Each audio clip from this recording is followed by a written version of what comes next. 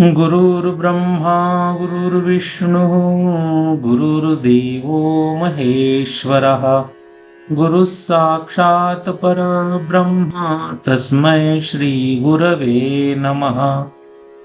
वसुदेवसुतं देवं कंसचाणूरमर्दनं देवकी परमानन्दं कृष्णं वन्दे जगद्गुरुं। हरि ओम तत्सत्। हरि ओम तत्सत्। हरि ओम तत्सत्। सद्गुरुनाथ भगवान की जय।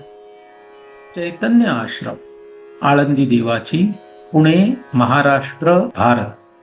संस्थापक ब्रह्मीभूत सद्गुरु श्री अनाप महाराज, इनकी असीम कृपा से श्रीमद् भगवत गीता का एक विशेष अभ्यास हम लोग कर रहे हैं। आज पहले अध्याय का 15 क्रमांक का श्लोक हम लोग देखेंगे। पांचजन्यम ऋषिकेशः देवदत्तं धनंजयः पौंड्रं दद्मौ महाशंखं भीमकर्मावृकोदरः। इस श्लोक की अवतरणिका भगवान श्री कृष्ण, अर्जुन और भीम ने कौन कौन से शंख बजाए यह बताते हैं। पदच्छेद और शब्दार्थ। पांचजन्यम, पांचजन्य को। ऋषिकेशः, ऋषिकेश ने। देवदत्तम, देवदत्त को।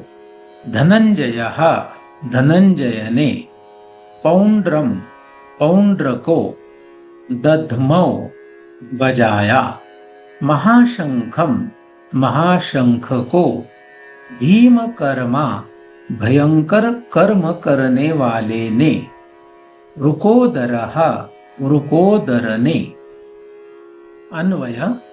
पांचजन्यम ऋषिकेशः देवदत्तं धनंजयः पौंड्रम महाशंखम भीमकर्मा वृकोदरः दध्मौ। विसर्ग संधि के नियम अगर हम लोग देखते हैं तो ऋषिकेशः इस शब्द के विसर्ग के बाद द आने के कारण उस विसर्ग को उ का आदेश होगा और श का जो अ है और उ वे दोनों मिलकर ओ हो जाएगा और शब्द बनेगा ऋषिकेशो। श्लोक में भी ऐसा ही हुआ है।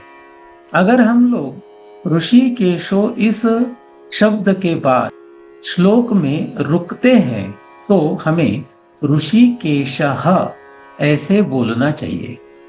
लेकिन अगर हम लोग 8वें अक्षर पर यानी कि ऋषिकेश के बाद रुकते नहीं हैं तो हम लोग इस शब्द को ऋषिकेशो ऐसे गा सकते हैं। धनंजयः इस शब्द में आए हुए विसर्ग के बाद वो है और उस कारण विकल्प से हम विसर्ग लिख सकते हैं या फिर उपदमानीय लिख सकते हैं। उपदमानीय का उच्चारण दो प्रकार से हो सकता है, एक अर्ध विसर्ग सादृश्य या फिर ह। वृकोदरः इस शब्द में आए हुए विसर्ग के बाद द आने के कारण जैसे ऋषिकेश में हुआ था वैसे ही यहाँ पर वृकोदरो ऐसा शब्द बना है। अन्वयार्थ। पांचजन्य को ऋषिकेश ने, देवदत्त को धनंजय ने, पौंड्र महाशंख को भयंकर कर्म करने वाले वृकोदर ने बजाया। सरलार्थ। पांचजन्य को ऋषिकेश ने, देवदत्त को धनंजय ने, पौंड्र नामक महाशंख को भयंकर कर्म करने वाले वृकोदर भीम ने बजाया। पांचजन्य यह भगवान विष्णु का शंख है। ऐसी मान्यता है कि शंखासुर को मारने पर उसका खोल माने कि उसका ऊपरी प्राकृतिक आवरण शेष रह गया था और उसी से शंख की उत्पत्ति हुई।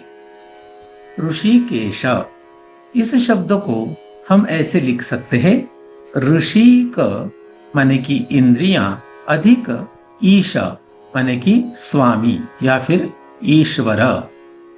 देवदत्त, स्वर्ग में देवों ने अर्जुन को दिया हुआ शंख।